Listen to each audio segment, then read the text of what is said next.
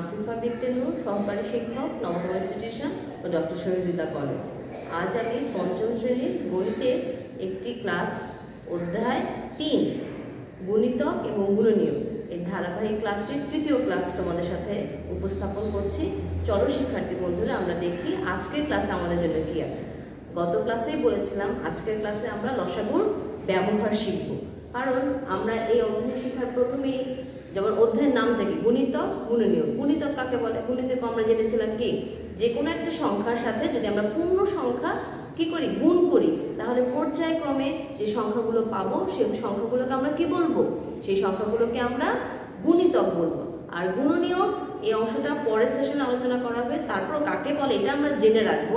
যেমন গুণনীয়ক কাকে বলে? গুণনীয়ক হলো যখন কোনো একটি সংখ্যাকে অন্য একটি সংখ্যা দিয়ে ভাগ যখন দিব আমরা, যে ভাগ শেষ যখন আর থাকবে না, তখনই সেই সংখ্যাটি যেমন তার গুণনীয়ক। তাহলে দেখো, যে কোনো একটা সংখ্যা নিই ৯কে আমরা ১ দিয়ে ভাগ দিতে পারবো, ঠিক আছে? ৯কে ১ দিয়ে ভাগ দেওয়া যায়, 9কে ৩ দিয়েও ভাগ দেওয়া যায়। 9কে ৩ দিয়ে ভাগ করলে ভাগ শেষ থাকে না, কিন্তু ভাগফল হয় কত? ৩ তিরিকে ৯, তাহলে ৩। এবং ৯ নিজেও কি ৯-এর একটি গুণনীয়ক। তাহলে এখানে আরেকটা জিনিস, যখন আমরা গুণনীয়ক নিয়ে আলোচনা করব তখন কিন্তু আমাদের মৌলিক সংখ্যার বিষয়টা আসবে। কারণ তোমাদেরকে আমি পূর্বের ক্লাসে জানিয়েছি যে লসাগু নির্ণয় করার জন্য পঞ্চম শ্রেণীর আমাদের বইতে দুটি উপায় আছে। এক হলো আমরা গুণিতকের সাহায্যে সাধারণ গুণিতক নিয়ে লসাগু নির্ণয় করব, এবং ২ মৌলিক উৎপাদকের সাহায্যে গুণনীয়কের মাধ্যমে আমরা কি করব, লসাগু নির্ণয় করব। তখন দেখো, যখন আমি যদি একটা সংখ্যা বলি, ধরো ২-এর কিন্তু ২কে আমরা শুধু ১ দিয়ে ভাগ করতে পারবো এবং ২কে ২ দিয়ে ভাগ করতে পারবো। এই দুইটি সংখ্যা ছাড়া আর কোনো সংখ্যা দিয়ে আমরা কিন্তু ২কে ভাগ করতে পারবো না। তাই ২ কিন্তু মৌলিক সংখ্যা। ঠিক তেমনি ১ কিন্তু মৌলিক সংখ্যা নয়, কারণ ১কে আমরা শুধু ১ দিয়েই ভাগ করতে পারি, এছাড়া অন্য কোনো সংখ্যা দিয়ে ভাগ করতে পারি না। এই আলোচনাগুলো আমরা পরের ক্লাসে করব। আজকে আমি তোমাদের জন্য একটি প্রশ্ন তৈরি করেছি। দেখো, বইয়ের আমাদের পাঠ্য বই পৃষ্ঠা হলো 29। কিছু টাইলস আছে যার প্রত্যেকটির দৈর্ঘ্য ৮ সেন্টিমিটার এবং প্রস্থ ৬ সেন্টিমিটার। আমরা টাইলসগুলো মেঝেতে বসিয়ে একটি বর্গক্ষেত্র বানাতে চাই। সবচেয়ে ছোট বর্গক্ষেত্রটির এক বাহু দৈর্ঘ্য কত নির্ণয় করি। তাহলে আমরা টাইলস চিনি, আমরা প্রশ্নটার দিকে তাকালেই বুঝতে পারছি যে ৮ সেন্টিমিটার আর ৬ সেন্টিমিটার এই দুটো টাইলস, যখন একটা টাইলস ৮ সেন্টিমিটার দৈর্ঘ্যের দিক থেকে হবে এবং তার চেয়ে কিছুটা কম দৈর্ঘ্যের কি হবে, প্রস্থের হবে, তখন এই জিনিসটা কিসের মতো? আয়তক্ষেত্রের মতো। এটা কিন্তু বর্গক্ষেত্র না। কিন্তু এই টাইলসগুলো মেঝেতে বিছিয়ে আমরা কি করতে পারি, আমরা একটি বর্গক্ষেত্র বানাতে পারি। চাই আমরা এরকম একটি বর্গক্ষেত্র বানাতে। টাইলসগুলো দেখেছো না, বাসায় যে মেঝেতে আমাদের টাইলসগুলো হয় সেরকম, কিন্তু এই টাইলসগুলো কিন্তু আয়তকার টাইলস, বর্গাকার টাইলস না। এই আয়তকার টাইলসগুলো দিয়ে আমরা একটি বর্গক্ষেত্র তৈরি করব। তার মানে কি, বর্গক্ষেত্রের ক্ষেত্রে আমরা কি জেনেছি, বর্গক্ষেত্রের ক্ষেত্রফলের সূত্র আমরা শিখেছিলাম। সেই বর্গক্ষেত্রের সূত্রতে আমরা কি জেনেছি, এক বাহু দৈর্ঘ্য হোল স্কয়ার। তার মানে প্রস্থ যতটুকু হবে দৈর্ঘ্য কি ঠিক ততটুকু হবে, আবার দৈর্ঘ্য যতটুকু হবে প্রস্থ ঠিক ততটুকু হবে। 4টা কোণই থাকবে কি, সমকোণ। ঠিক তেমনি আমি যখন একটা টাইলস বসাবো তখন এটার দৈর্ঘ্য হবে কত, ৮ সেন্টিমিটার। আমি যদি দ্বিতীয় টাইলসটা বসাই, শিক্ষার্থী বন্ধুরা তাহলে বলো, এটার সাথে কি আরেকটা ৮ সেন্টিমিটার যোগ হলো না? তাহলে এই ৮ সেন্টিমিটার আর এই ৮ সেন্টিমিটার, এই ২ ৮ সেন্টিমিটার মিলে কত হলো বলো, ১৬। তার মানে দ্বিতীয় টাইলসটা বসানোর পরে আমি দৈর্ঘ্যের দিক থেকে কত পেলাম, ১৬ সেন্টিমিটার পেলাম। আর প্রস্থের দিক থেকে আমার এই টাইলসটির প্রস্থ হলো ৬ সেন্টিমিটার। আমি যদি আরেক সারি টাইলস বসাই, তাহলে কি হবে বলো, এখানে আরো একটি ৬ সেন্টিমিটারের টাইলস যুক্ত হবে।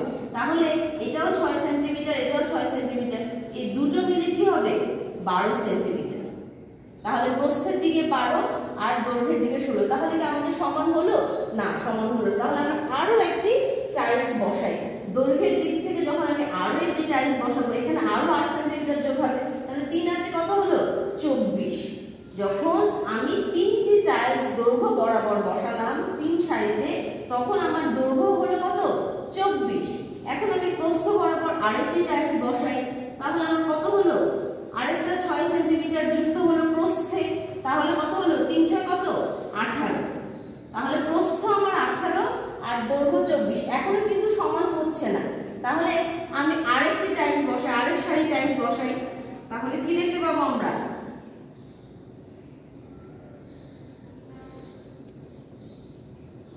আরেক সারি টাইলস বসালে কত হবে? আরো এই পাশে আরো 8 সেন্টিমিটার যুক্ত হবে। তাহলে 4 আর 8 কত? 32। দৈর্ঘ্য বরাবর আমার 32 সেন্টিমিটার যুক্ত হলো। আর প্রস্থ বরাবর আরেকটা টাইলস যখন আমি যুক্ত করব, আরেক সারি টাইলসে যখন যুক্ত করব, তখন 6 সেন্টিমিটার 6 সেন্টিমিটার, আবার 4 6 কত? 24। দেখো শিক্ষার্থী বন্ধুরা, আমার দৈর্ঘ্য বরাবর 3 নম্বর টাইলসটা আমি যখন বসাই এবং প্রস্থ বরাবর যখন আমি 6 নম্বর টাইলসটা বসাই, তখন আমার দৈর্ঘ্য এবং প্রস্থ সমান হয়। তাহলে দেখো, আমার দৈর্ঘ্য বরাবর 24 সেন্টিমিটার এবং প্রস্থ বরাবর 24 সেন্টিমিটার আনতে হলে এই জায়গাটা কি হয়ে গেল? একটি বর্গক্ষেত্র হয়ে গেল। আমাদের প্রশ্নে কি বলেছে? প্রশ্ন বলেছে সবচেয়ে ছোট বর্গক্ষেত্রটির এক বাহুর দৈর্ঘ্য নির্ণয় কর। তাহলে আমি সহজেই লিখতে পারি, যেহেতু সমাধানটা কিভাবে করবো? দেওয়া আছে টাইলসের দৈর্ঘ্য 8 সেন্টিমিটার, টাইলসের প্রস্থ 6 সেন্টিমিটার। এরপরে আমরা এভাবে ছক আকারে টাইলসের সংখ্যা এবং দৈর্ঘ্যের গুণনীয়কগুলো এবং প্রস্থের গুণনীয়কগুলো লিখেছি। এখন আমি কি করব? এখন আমি লিখব, সুতরাং সবচেয়ে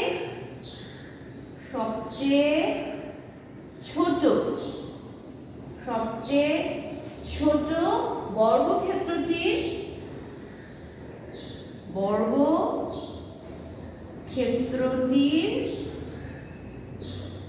এক বাহুর দৈর্ঘ্য 24 সেন্টিমিটার।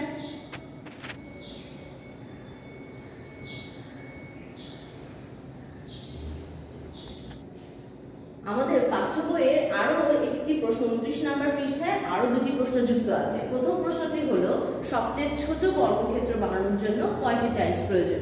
আমরা কিন্তু সবচেয়ে ছোট বর্গক্ষেত্রের এক বাহুর দৈর্ঘ্য জেনে ফেলেছি। তাহলে আমরা এই প্রশ্নের ক্ষেত্রে সমাধানটা কি করব?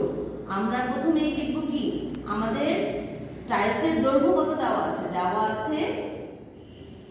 দেওয়া আছে টাইলসের দৈর্ঘ্য 8 সেন্টিমিটার এবং প্রস্থ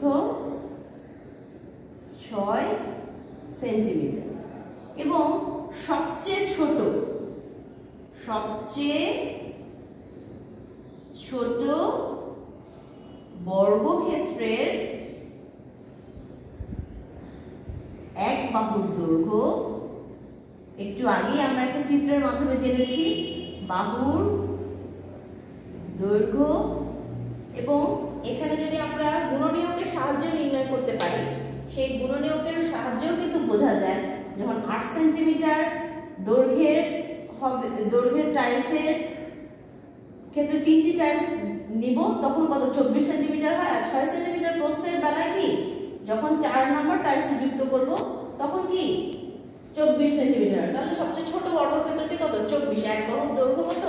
24 সেন্টিমিটার।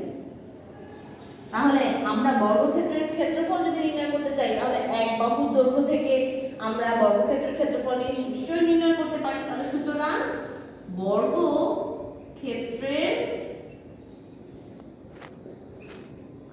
ক্ষেত্রফল 24 এর সঙ্গে 24 গুণ, যখন দুটো সেন্টিমিটার গুণ হবে বর্গক্ষেত্রের ক্ষেত্রে, তখন কি লিখবো আমরা? বর্গ সেন্টিমিটার। এটা কিন্তু তোমরা সেন্টিমিটার লিখবে না, বর্গ সেন্টিমিটার, যেহেতু ক্ষেত্রফল। তাহলে রাফে আমরা কি 24 এর সঙ্গে 24 গুণ করে ফেলি।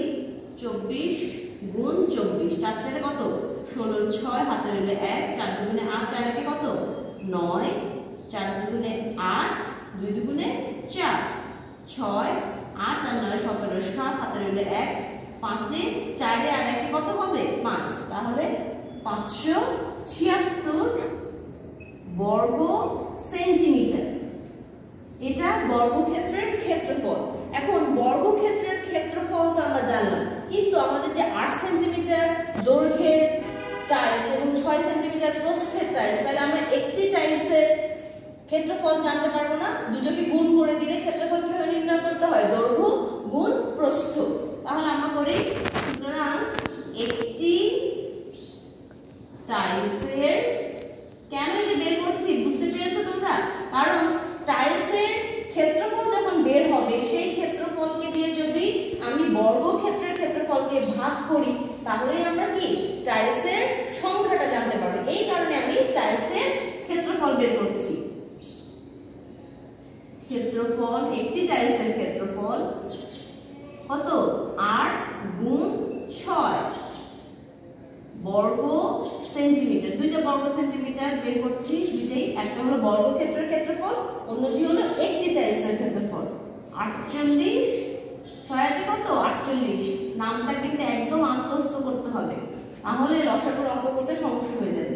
তাহলে আমাদের প্রশ্ন কি বলেছে, সবচেয়ে ছোট বর্গক্ষেত্র বানানোর জন্য কয়টি টাইলসের প্রয়োজন। তাহলে সুতরাং সবচেয়ে ছোট বর্গক্ষেত্র বানানোর জন্য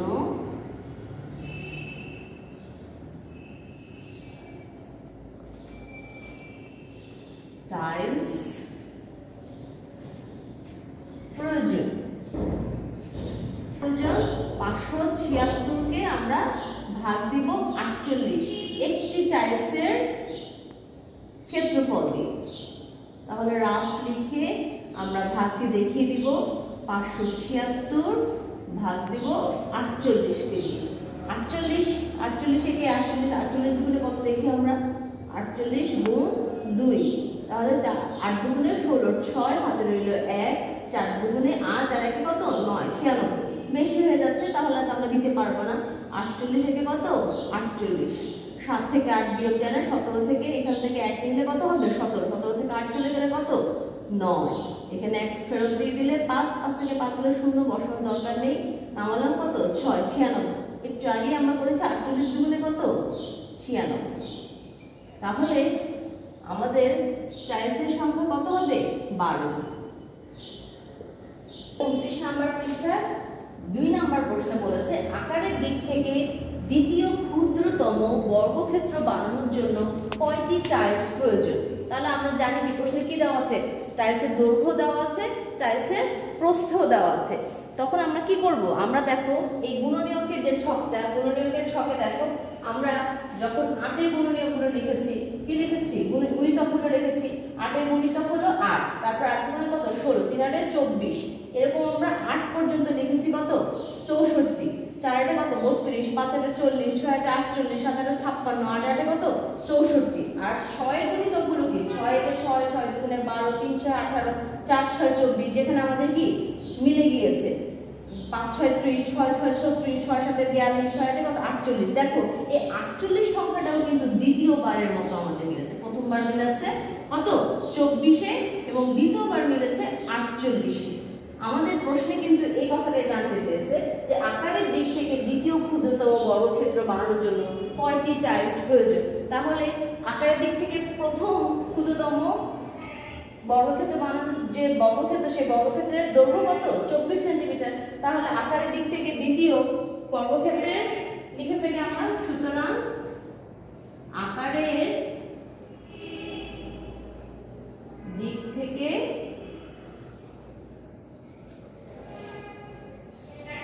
দ্বিতীয়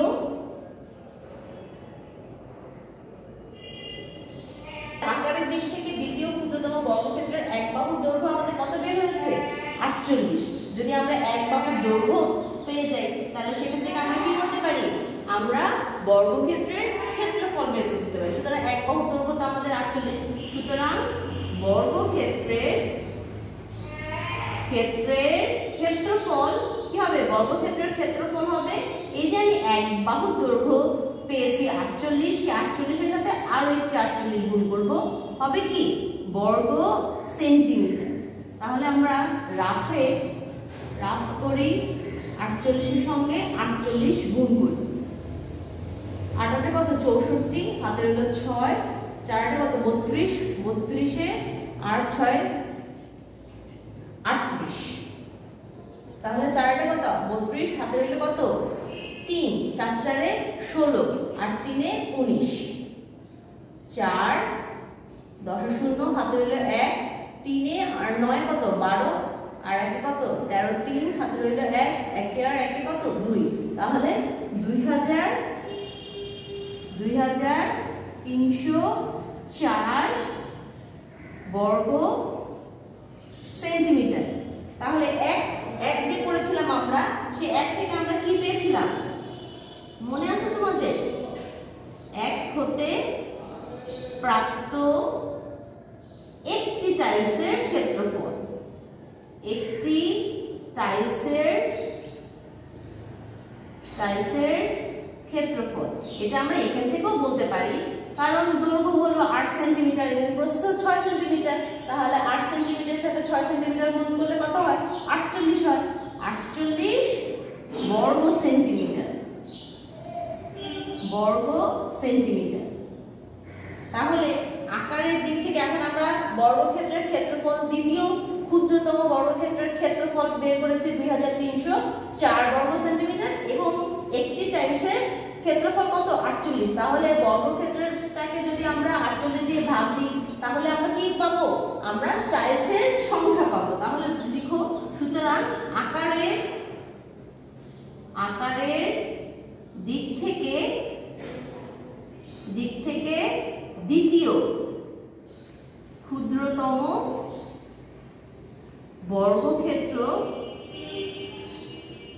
ক্ষেত্রটি বানানোর জন্য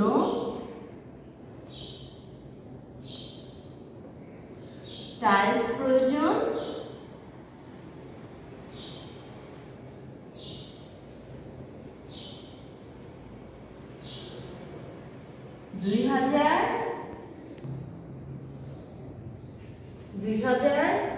2304 ভাগ 48। আমরা যখন 48কে 48 দিয়ে গুণ করেছি তখন দেখেছি কত 2304। তাহলে 2304 মানে কি? আমি যদি 48 দিয়ে ভাগ করি তাহলে কত পাবো? 48 পাবো। তাহলে 48টি টাইলস। তাহলে শিক্ষার্থী বন্ধুরা দেখো, আমাদের আকারের দিক থেকে দ্বিতীয় ক্ষুদ্রতম বর্গক্ষেত্র বানানোর জন্য টাইলসের প্রয়োজন 48টি। এইভাবে এই অঙ্কটি আমরা কি লসাগুর ব্যবহার জানলাম, গুণিতকের সাহায্যে গুণিতক ব্যবহার করে আমরা লসাগুর ব্যবহার জানলাম। আগামী ক্লাসে তোমাদের মৌলিক উৎপাদকের সাহায্যে কিভাবে আমরা লসাগু নির্ণয় করতে পারি তা দেখার আহ্বান জানিয়ে আজকের ক্লাসটি এখানেই শেষ।